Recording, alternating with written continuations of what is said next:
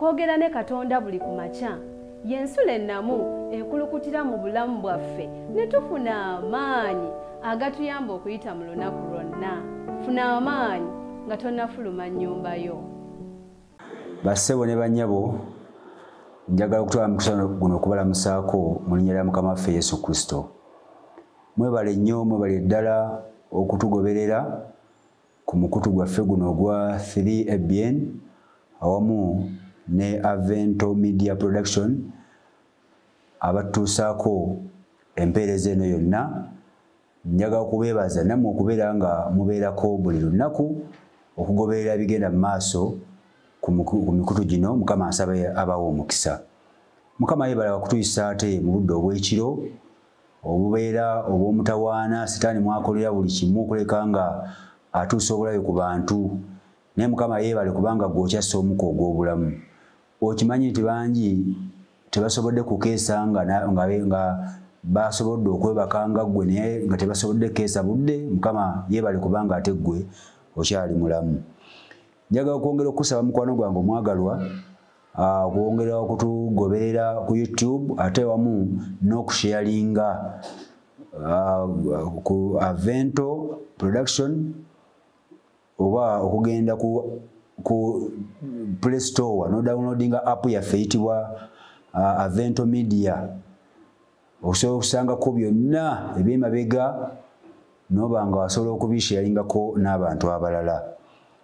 Ate njagala kusaba mukwano gwange omwagalwa atugoberera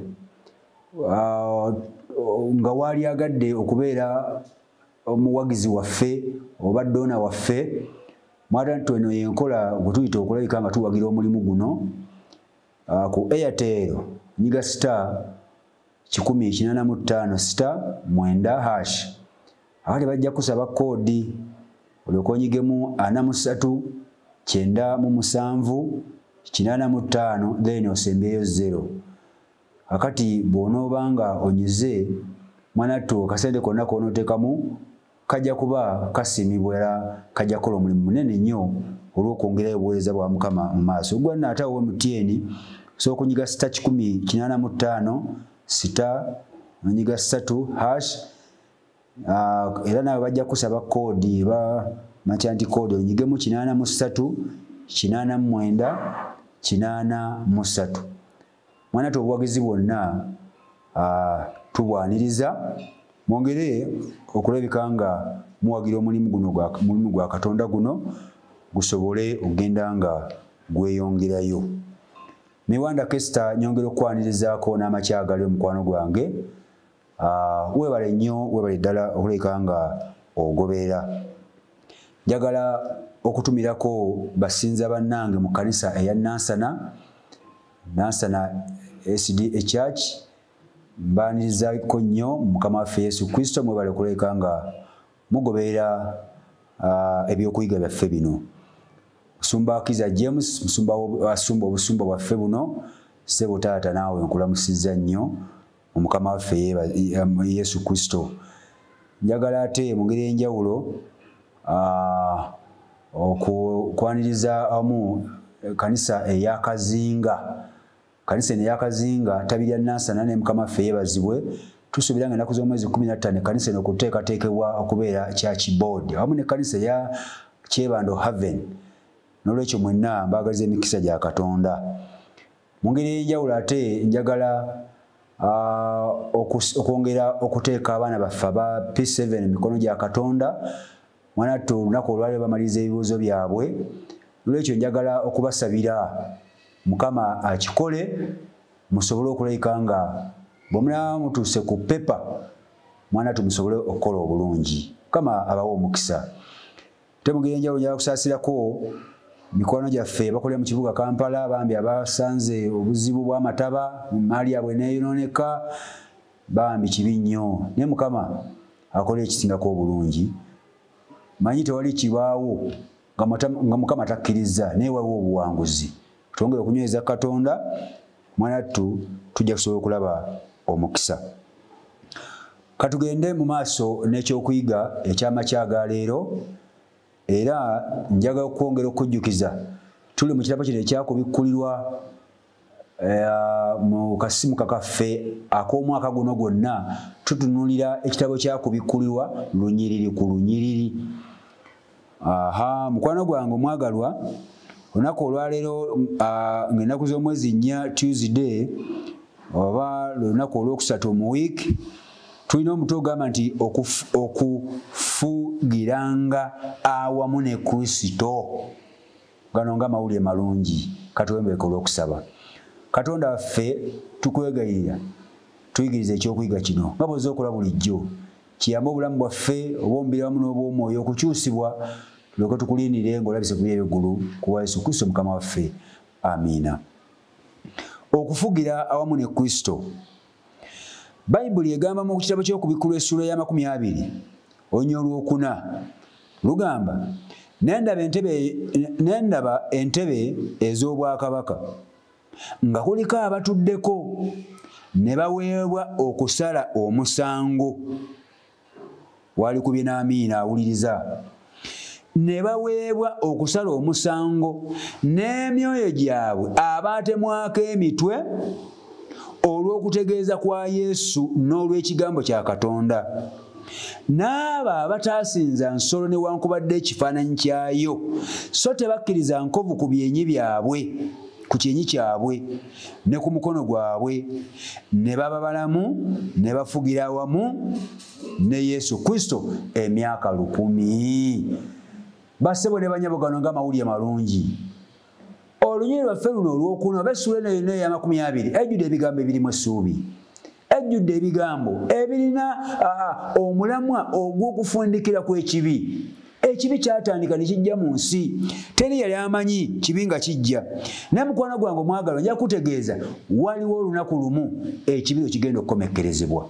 Kati weetegereze, omuwandiisi w'ekitabo kino agamba kireetawo okwewuunya eri abantu bangi nti abatukuvu, abantu ba Katonda, balyetaba mu kusala omusango gw'ababi.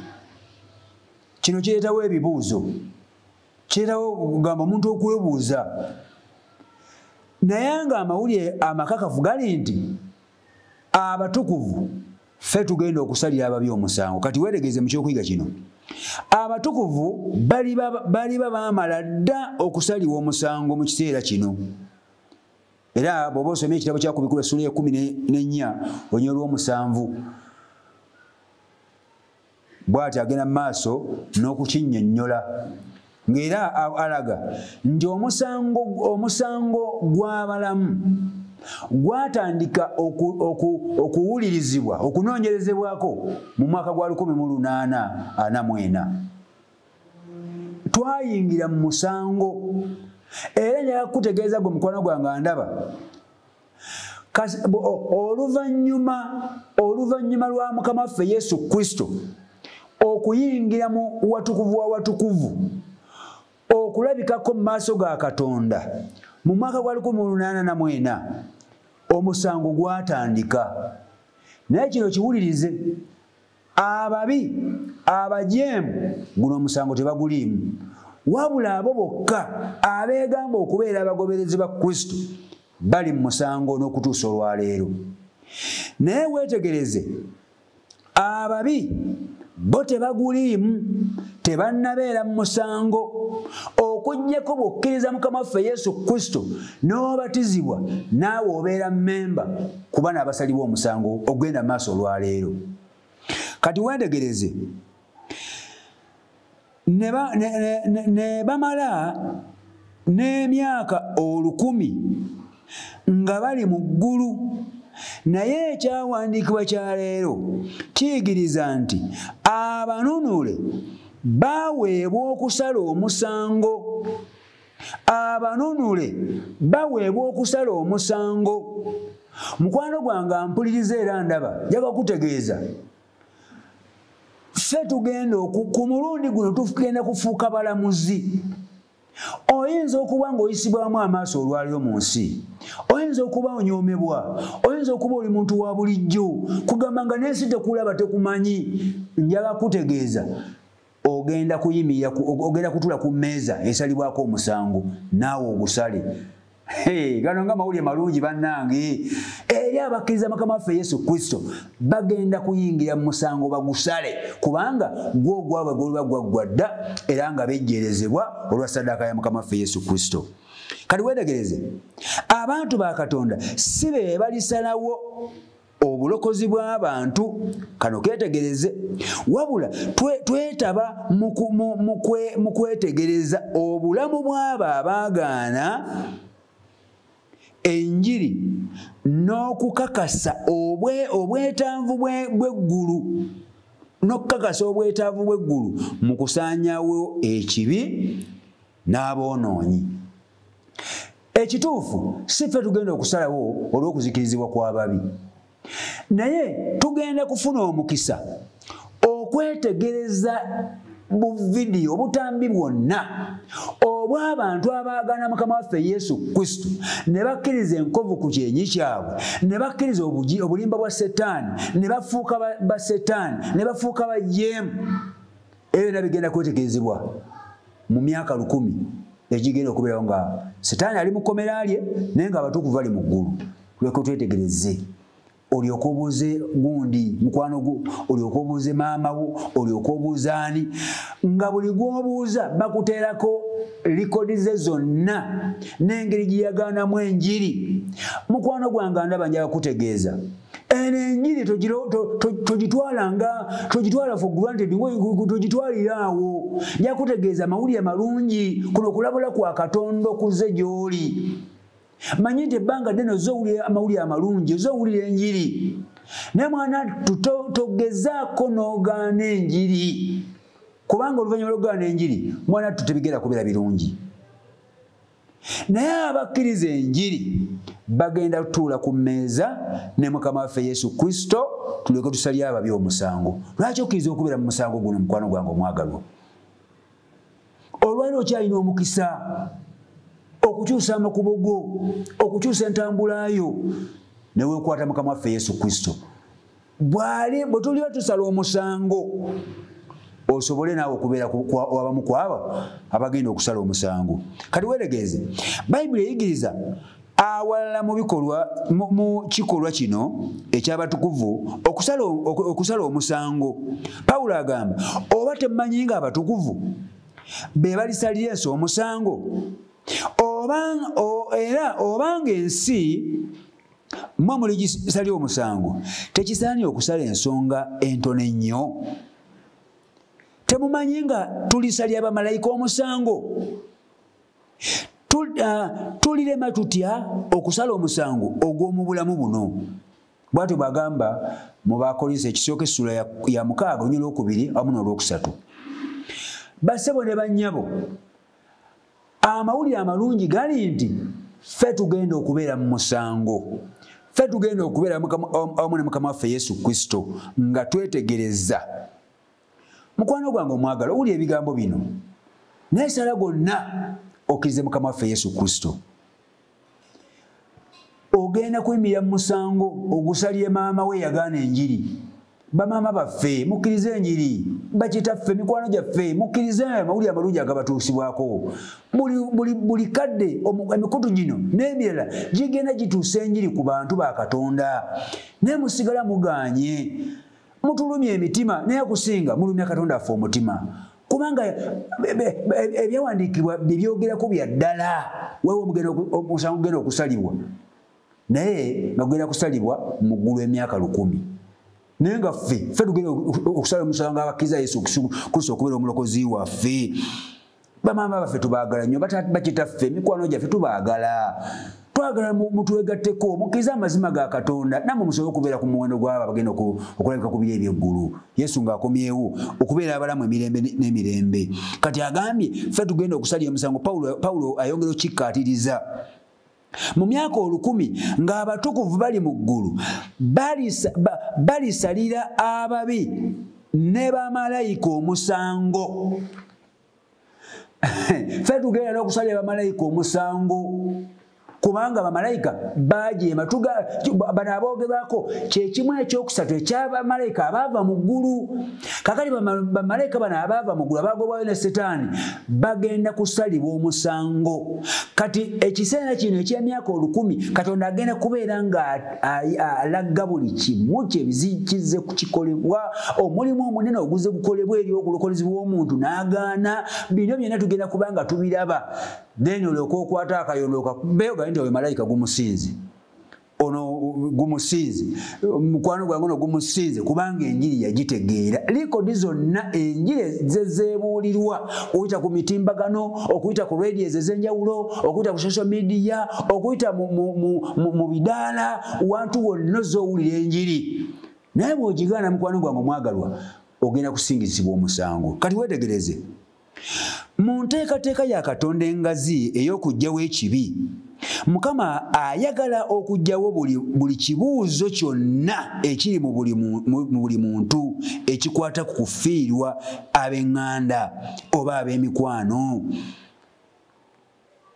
Oluvannyuma kati sooka weetegereze wano, tufiiriddwa mikwano gyaffe, tufiiriddwa ab'eŋŋanda zaffe, naye ekyewuunyisa ku lunaku omuntu lwassizza omukka ogw'enkomerero awo kiwedde.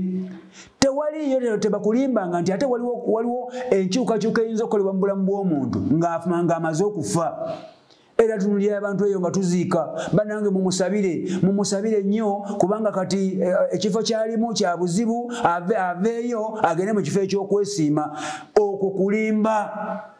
Mukwano gwange ne bwe bali kusabira okumala omwaka mulamba ne bawaayo ensimbi meka, tewali kigenda kukyuka. Gwe wennyini gw'olina okwetegeera, teriyo ssala eyinza kuyamba mulambo kukyuka. Gwe wekka ng'otegeera, gw'olina okusalawo n'osala eddiiro n'ova ku sitaani n'osenga Katonda. Kati weetegereze ng'ab'eŋŋanda baffe bano tutuuse mu ggulu emyaka gino 1000, otandika okubuuza muganda wo mukwano gwe yagaana amazima, otandika okubuuza taata wo, otandika okubuuza ow'eŋŋanda, otandika okubuuza mukulembeze wo, ng'obuuza Mukama bali ludda wa, alyoka akulaga likodi zonna obujeemu bwe bwenna bwe baakola, alyoka gwe wennyini ogambe nti gumusinze. Kyayogerako wano. Kati weetegereze oluvannyuma olw'okukebera ebitabo, kubanga mu ggulu tugenda kubeera mu kukebera bitabo. Oluvannyuma lw'okukebera ebitabo, eggulu lyonna na buli kitonde balikaanya wamu nti emisango gya Katonda gya bwenkanya. Gwe wennyini ng'okusalya kitaawo, gwe wennyini ng'okusalya nnyoko, gwe wennyini ng'okusalya mukulembezeewo ng'omugamba kituufu, emisango gya Mukama gya bwenkanya. Ne ku nkomerero y'emyaka 1000 n'ababi balifundikira nga bagamba nti bikulu era bya kitalo ebikolwa byo, ayi Katonda omuyinza w'ebintu byonna, ga butuukirivu era ga mazima amakubo go. Gwe kabaka ow'emirembe n'emirembe, ani atalita Mukama n'ataliwa kitiibwa erinnya lyo? Kubanga gwe wekka gwe mutuukirivu, kubanga amawanga gonna galijja era galisinza mu maaso go, kubanga ebikolwa byo eby'obutuukirivu birabise. Mukwano gwange omwagalwa ampuliza era ndaba, gwe wennyini ng'abatukuvu tumaze okusala omusango ogw'oggwagaanya okulya amazima, naawe wennyini ku nkomerero y'emyaka 1000 ogenda gwesalira. Gwe wennyini gwe nti mutuufu Mukama oli mwenkanya, oli mutuufu, gunsinzi. Naye okyalina omukisa mukwano gwange omwagalwa, weetegereze nga tumaliriza. Ab'enkizo mu kyawandiikibwa kya leero, wulira, ab'enkizo mu kyawandiikibwa kya leero agamba bye bibiina bibiri abalyetaba mu kusala omusango guno. Weetegereze ebibiina bibiri ebigenda kwetaba mu kusala omusango, abo abattibwa ku lwa Katonda. Eri abantu abafudde ku lwa Katonda bambi, ne bamutta kubanga aganye enjiri, ne bamutta kubanga alemedde ku Mukama waffe Yesu Kristo. Nino obutami bw'enze ndaba onsi mu mawanga abatagala bukristaayo ne bakwata omuntu ne bamutta kubanga yalemedde ku bukristaayo. Bangi abasola ekigambo kya Katonda. Kakati ekyo ekibinja ku bibiina bino ebibiri kino kye kisooka abattibwa ku lw'enjiri bagenda kuyimira ku mmeeza esalibwako omusango. Weeregeza ekibiina ekirala. N'abo abangaana okuweebwa enkovu y'ensolo. Twagala nti ekitabo kino ekyakubikula mulimu bubonero. Kati ensolo ategeeza Setaani, ategeeza bukulembeze obwa Setaani obwagaana Katonda oba oyinza ogiyita Antichrist. Abaweebwa akabonero k'ensolo, abaagaana akabonero k'ensolo. Omanyi olwaleero Setaani asaze obukodyo bungi, atemyetemye amakubo mangi olw'okusikiriza abantu bateekebweko enkovu eno. Mukwano gwange omwagalwa, kikugwanira waakiri okufa naye ng'olemedde ku kigambo kya Katonda. Lemera Katonda kubanga enkomerero ogenda kufuna ekitiibwa. Newankubadde ng'ensi eyinza okulaba nga ataliimu, ne mu maaso ga Katonda oli wa bbeeyi, oli kabaka, kubanga eri awala agamba tugenda kufugira wamu naye okumala emyaka 100. Kati weeregeze ebibiina bino ebibiri, abattibwa ku lwa Katonda n'abo abaagaana enkovu y'ensolo. Manyi mu kiseera kino Katonda agenda ateeka akabonero ku byenyi by'abantu ba Katonda, naye ate ne Setaani agenda ateeka enkovu ku byenyi byabwe ng'agenda alamba abantu be. Naye ekibuuzo, olina kabonero ki akakuteekeddwako? Tewali nampa wengwa, either ofunye akabonero ka Katonda oba ofunye enkovu y'ensolo. Teri nampa wengwa. Agamba wadde ng'abatukuvu bonna balifugira wamu ne Kristo, ebibiina bino bibiri bye byasinga okubonyaabonyezebwa. Waliwo abantu abayise mu mbeera ey'okubonyaabonyezebwa okw'enjawulo. Bambi ne baguma aga nti newankubadde ng'onzita sijja kuva ku Mukama waffe Yesu Kristo. Eryo kati ng'abatume 12 battibwa mu kuttibwa okw'enjawulo, baabonyaabonyezebwa, abasalibwamu emisumeeni, baakulubwanga ku ndogoyi, ne bateekebwa mu mapipa ga butto, ne bakolebwa buli kikolobero kyonna, ne bagamba newankubadde ki sijja kuva Katonda wange. Naffe tugenda kuyingira mu kiseera kino mukwano gwange eky'okubonyaabonyezebwa, newankubadde ng'abamu bakirimu. Naye embeera eyo abantu gye bayiseemu nga babonaabona egenda bafunira ekitiibwa Mukama waffe Yesu Kristo bw'ali baalabise ku by'eby'eggulu. Ffe tugenda okubeera mu musango guno mukwano gyange abaagalwa. Essaala y'olunaku olwaleero egamba, Katonda omwagalwa, amakubo go gonna ga butuukirivu. Weebale olw'okutuwa ekiseera mwe tulirabira obujulizi obw'enkukunala olw'obwenkanya bwo. Emyaka gino 10 kugambye tugenda kubeera nga tutunuulira embeera. Lwaki gundi talabise mu ggulu? Lwaki gundi ye talabise nga yali musumba mulungi, nga yali muweereza mulungi, nga twetegereza buli kimu kamu ku kamu kubanga likodi gye ziri mu ggulu. Lwaki naye tokkiriza likodi zo ne zikyuka olwaleero n'owandiikibwa mu bitabo by'eggulu ebyabo bagenda okubeera abalamu emirembe n'emirembe, n'owandiikibwa mu bitabo by'eggulu eri abo abagenda okufugira wamu ne Mukama waffe Yesu Kristo? Lwaki tobeera ku muwendo gw'abo abagenda okusala omusango mu myaka gino 10? Myaka gino 10 mikulu nnyo mikwano gyange abaagalwa. Sa Mukama atuwa omukisa mikwano gyange abaagalwa. Tukkirize Katonda, tumuwe ekitiibwa kubanga ekiseera ky'omusango kituuse. Tumuwe obulamu bwaffe newankubadde ng'onyigirizibwa mu bwavu, newankubadde ng'obulwadde bukunyiga, tokkiriza genda kweraguza, tokkiriza kubanga ebiseera bino olwaleero obugagga, abantu bafunye obugagga bungi naye n'engeri nga abamu gye babufunamu nga si nnungi. Naye n'abalala bangi bayingidde mu mikutu gino egy'okufuna ssente ezifaana bwe zityo. Naye kigasa ky'okulya ensi yonna Bayibuli bwetyo bw'egamba naye n'ofiirwa obulamu bwo. Lwaki towalwalira obulamu bwo Mukama waffe Yesu Kristo? Naawe n'obeera ku bantu bano bagenda okufuga wamu ne Kristo, tugenda kufugira wamu naye. nkuba akafaananyi nga nange ntudde ku ntebe ey'obwakabaka newankubadde ng'ensi temmanyi newankubadde nga n'ekyalo tebammanyi newankubadde naye nga ntudde ku ntebe ey'obwakabaka nange nfuga mukwano gwange naawe omukisa okyagulina kwe kusala eddiiri n'okyusa amakubo go n'okkiriza mukama waffe yesu kristo. Saba mukama atuwe omukisa mukono gyange abaagalwa, saba mukama atunyweze, saba mukama atuteeketeeke olw'okujjako omundi ogwokubiri. Weegate nange mu kusaba kw'olunaku olwaleero. Katusabe. Katonda omuyinza w'ebintu byonna, ogulumizibwe otendezibwe era obw'ekitiibwa. Tweyanza nnyo kitaffe omwagalwa kubanga tokoowa kwogera gye tuli. N'amakya agaliro mukama okkiriza n'oyogera gye tuli.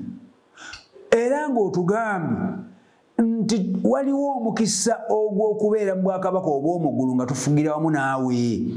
Waliwo omukisa ogw'okubeera abalamuzi nga tulamula nga tusalira ensi omusango, tusalira abajeemu omusango. Mukama omwagalo tuyambe ebigambo bino bituzeemu amaanyi, bituzeemu essuubi. Tuleme okubeera ku muwendo gw'abo abagenda okuzikira wamu ne Setaani, ne ffenna tusobole okubeera ku muwendo gw'abo abagenda okusikira obulamu obutagwawo. Katonda kino tetukisobola kituukako mu maanyi gaffe, naye wooli tewaliwo kiyinza kugaana. Twetadde emikono gyayi Katonda tuwe obulamu obulungi. Waliwo n'abazaana bagenda okutambula kukola mirimu gyabwe egy'enjawulo. Mukama bakulembere byonna gye bagenda okutambulira otambule wamu nabo, bawe omukisa mirimu gyabwe, olwadde bajjanjabe n'abatuluguzi mu ngeri ezitali zimu. Mukama obawe omukisa. Ekisaa kino okwagala okabinga okubeera munaffe Mukama mu bina gulumiza obw'ekitiibwa naffe tulina okusogoba gy'oli bwe tusabye okuyita mu Yesu Kristo Mukama waffe. Amiina. Kwano gwange Mukama atuwe omukisa, nkwagaliza olunaku olungi era weeraba. Okwogera ne Katonda buli ku makya y'ensula ennamu ekulukutira mu bulamu bwaffe ne tufuna amaanyi agatuyamba okuyita mu lunaku lwonna. Funa amaanyi nga tonnafuluma nnyumba yo.